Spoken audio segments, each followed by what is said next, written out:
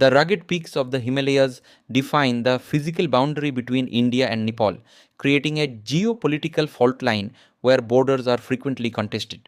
At the western edge of this range lies the Kalapani tri-junction, a strategically vital corridor where the borders of India, Nepal and China converge. This political map, issued by India in late 2019, includes the disputed Kalapani territory within Uttarakhand state. In response, Nepal passed a 2020 constitutional amendment updating its own national map, claiming the same territory as part of its Sudurpashchin province. Friction intensified when India inaugurated a transport road through the Lipulekh Pass marked here in red. The construction prompted a series of protests in Kathmandu and a formal objection from the Nepali Foreign Office. Despite these high-level map disputes, the two nations maintain a unique open border system. Millions cross these checkpoints annually without passports, creating a relationship that is both integrated and volatile. Modern territorial claims rely on the 1816 Sugauli Treaty, which established the Kali River as the western boundary of the Nepali state. Early 19th century maps illustrate the initial geographical confusion. Cartographers of the time struggled to identify a single definitive source for the Kali River among the multiple streams of the high Himalayas. This diagram shows the shifting interpretations over time.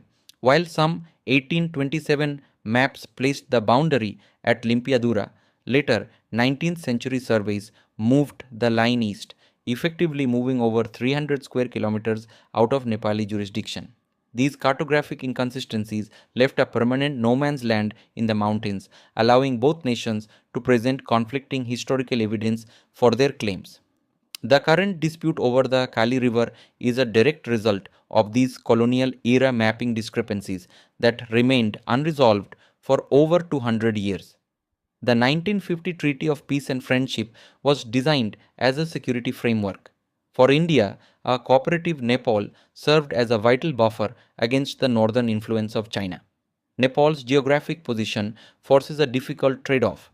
As a landlocked state, its economic reliance on Indian trade routes and transit points often limits its ability to assert full sovereign independence.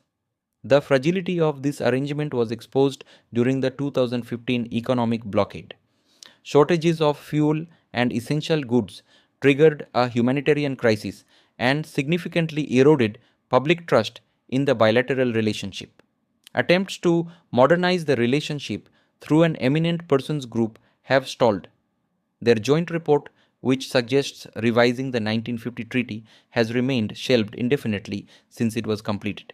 Without a new agreement, the outdated provisions of the 1950 treaty continue to act as a recurring source of friction rather than a guide for cooperation.